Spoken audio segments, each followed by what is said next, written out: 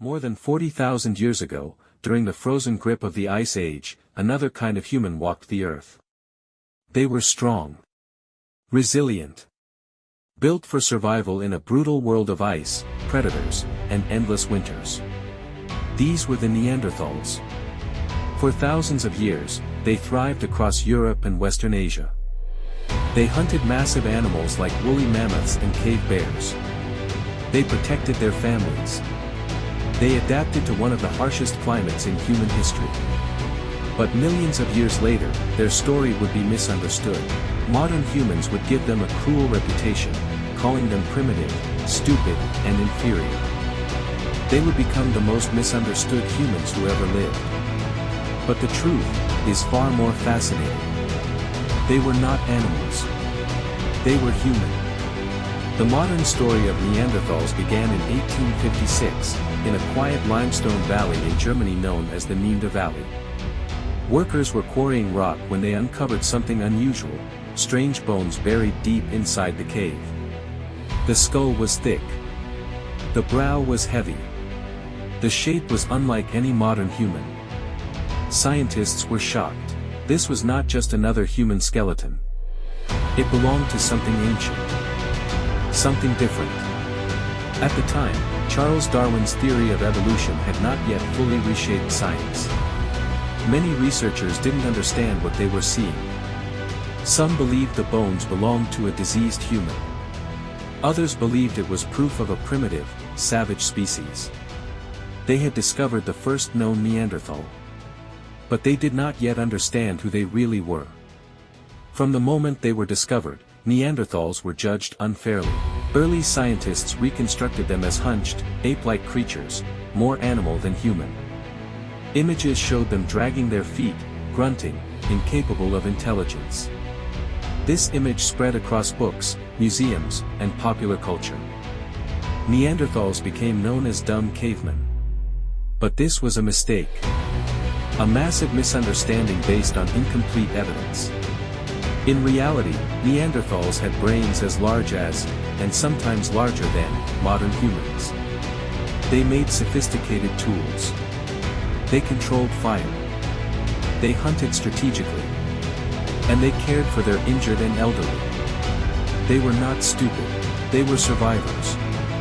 Highly adapted humans in a dangerous world. The myth of the dumb caveman was not based on truth, it was based on ignorance. Surviving the Ice Age was not simple. Temperatures dropped far below freezing. Food was scarce. Predators were everywhere. And yet, Neanderthals thrived for over 300,000 years. They were not reckless brutes charging at animals blindly. They were strategic hunters. Archaeological discoveries show they crafted specialized stone tools, known as the Mysterian industry, carefully shaped for cutting meat, scraping hides, and woodworking. They hunted in coordinated groups. They targeted massive Ice Age animals like woolly rhinoceroses, giant deer, and even mammoths. This required planning, communication, courage. In some sites across Europe, scientists found animal bones showing clear patterns of organized butchering, evidence of teamwork and skill. Neanderthals were not primitive scavengers. They were apex predators of their world. One of the most powerful discoveries about Neanderthals came from a cave in modern-day Iraq, Shanidar Cave. Inside this cave, archaeologists found something extraordinary. A Neanderthal skeleton buried carefully in the ground. Not discarded. Not abandoned. Placed intentionally. Some researchers even believe pollen traces suggest flowers were laid beside the body. If true, this changes everything. Burial is not just a practical act. It suggests emotion, memory, grief. It suggests they cared for one another. Other skeletons show healed injuries, broken bones that had time to recover.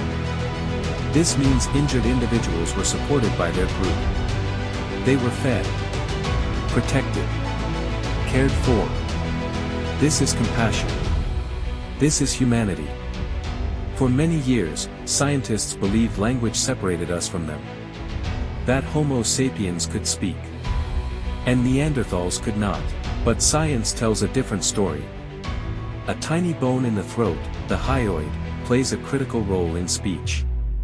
A Neanderthal hyoid bone discovered in Israel was nearly identical to our own. Genetic research revealed they carried the FOXP2 gene, strongly associated with language ability in modern humans. And complex hunting strategies require coordination.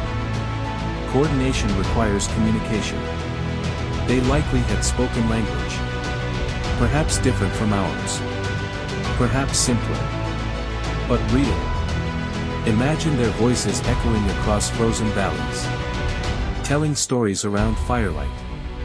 Teaching their children. They were not silent shadows of evolution. They were speaking humans. Around 60,000 years ago, a new wave of humans began migrating out of Africa. They were Homo sapiens. When they entered Europe and Western Asia, they did not arrive in an empty land. Neanderthals were already there. For a long time, scientists imagined only conflict. Two human species competing for survival. But DNA evidence tells a deeper story. They didn't just fight, they met, they interacted, and they had children together. Today, most people of European and Asian ancestry carry 1 to 2% Neanderthal DNA. That means Neanderthals are not truly extinct. They live on. In us, their strength, their immune adaptations, even certain physical traits. The line between them and us was never as clear as we once believed. For decades, symbolic thought was considered the defining trait of modern humans: art, jewelry, spiritual expression. But discoveries in caves across Spain changed that belief. Red ochre hand stencils and abstract markings were dated to a time before Homo sapiens reached the region. Meaning only one group could have created them, Neanderthals. They used pigments. They crafted simple ornaments from shells and bones. They may have painted symbols deep inside caves, illuminated only by firelight. Art is not necessary for survival. It is an expression of thought, of imagination, of identity. And Neanderthals had it. Around 40,000 years ago, Neanderthals vanished. For generations, the explanation seemed simple. They were inferior. But reality is rarely simple. The Ice Age climate was unstable, temperatures shifted rapidly, ecosystems collapsed and changed, Neanderthal populations were small and scattered, Homo sapiens groups were growing, competition for food and territory increased, some Neanderthals blended into human populations, others may have died out in isolated pockets. It was not a sudden defeat. Not a dramatic extinction event. It was a slow fading, emerging, a transformation. For over a century, Neanderthals were mocked. Portrayed as stupid. Savage. Less human, but the evidence tells a different story. They survived one of the harshest climates in history. They hunted with skill, they cared for their sick, they buried their dead, they created art, they spoke, they loved, they were not monsters, they were not failures, they were human, and if you carry even a fragment of their DNA, then their story is your story too. For more than a century, we told the wrong story. We called them primitive. We called them inferior. We turned them into symbols of failure. But the truth was buried beneath ice, stone, and time. Neanderthals were not evolutionary mistakes.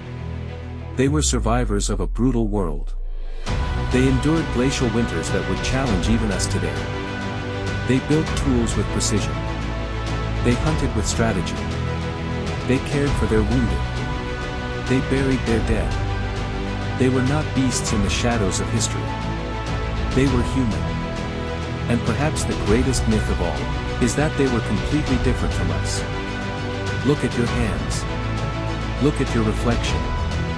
If you carry even a small trace of Neanderthal DNA, then their strength, their resilience, their story, still lives within you.